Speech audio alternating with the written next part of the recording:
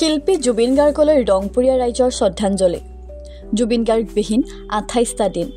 শিৱসাগৰবাসীৰ উদ্যোগত ঐতিহাসিক বৰ্ডিং খেলপথাৰত বিশাল আয়োজন। দিনজোৰা কাৰ্যসূচীৰে আয়োজন শ্ৰদ্ধাঞ্জলি অনুষ্ঠানৰ। শিৱসাগৰৰ সমাজ জীৱনৰ লগত সম্পৃক্ত বহু গণ্যমান্য ব্যক্তিৰ অংশগ্ৰহণ শ্ৰদ্ধাঞ্জলি অনুষ্ঠানত। শাৰীৰিক বাধাৰ স্বত্বেও বিশিষ্ট কণ্ঠশিল্পী হেম শইকীয়ায়ো প্ৰাণৰ শিল্পীগৰাকীক জনালে শ্ৰদ্ধাঞ্জলি।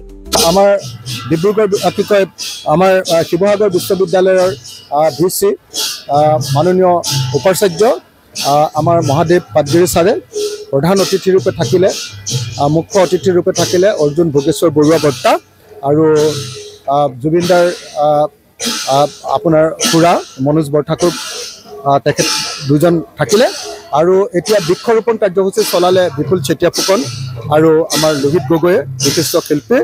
তাৰ পাছতে এতিয়া সৰ্বধৰ্ম প্ৰাৰ্থনা সভা, এইটো বৌদ্ধ ধৰ্ম, শিখ ধৰ্ম, ইছলাম ধৰ্ম, হিন্দু ধৰ্ম, খ্ৰীষ্টান ধৰ্ম, চব ধৰ্ম আৰু মিচিং, মণিপুৰী, বড়ো সকলো জাতিৰ মানুহে ইয়াতে আহিছে। সকলোৱে সৰ্বধৰ্ম প্ৰাৰ্থনা কৰিছে। আৰু আজিৰ ন্যায় সমাৱেশত 20জন গায়কে ইয়াত গীত পৰিৱেশন কৰিব আৰু প্ৰত্যেকটো প্ৰতিবাদী গীত।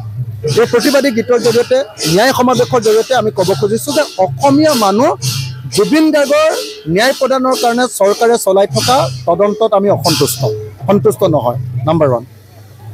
নাম্বাৰ 2, আমি ক'ব খোজা দ্বিতীয় কথাটো হ'ল যে অকল অসন্তুষ্টই আমি নহয়, লগতে আমি দাবী উত্থাপন কৰিছোঁ যে জুবিন গাৰ্গৰ হত্যাকাৰী তেওঁলোকক 103 নম্বৰ BNSSৰ ধাৰাৰ অধীনত ফাঁচি দিব লাগিব, মৃত্যুদণ্ড দিব লাগিব, নহ'লে বা 105ৰ ধাৰাৰ অধীনত যাৱজ্জীৱন কাৰাদণ্ড দিব লাগিব। কিন্তু চৰকাৰে যি তদন্ত চলাই আছে কেতিয়াও এইটো নহ'ব। সেইকাৰণে আমি CBI তদন্ত বিচাৰিছোঁ আৰু প্লেচ অফ অকাৰেঞ্চত গৈ তদন্ত কৰাটো বিচাৰিছোঁ। গতিকে আজিৰ দিনটোৰ বাণীটো হ'ল অসমীয়া মানুহ অসন্তুষ্ট, দৰকাৰ হ'লে আমি প্ৰতিবাদ কৰিম। বিজেপি চৰকাৰক লৈ আমি অসন্তুষ্ট, তেওঁলোকে তদন্ত ভালকৈ কৰা নাই। আমাক মৃত্যুদণ্ড লাগে, নহ'লে বা আমাক কি লাগে, যাৱজ্জীৱন কাৰাদণ্ড লাগে আৰু CBI তদন্ত লাগে। এই তিনিটাই হ'ল আমাৰ আজিৰ দিনটোৰ ন্যায় সমাৱেশৰ মূল বাণী।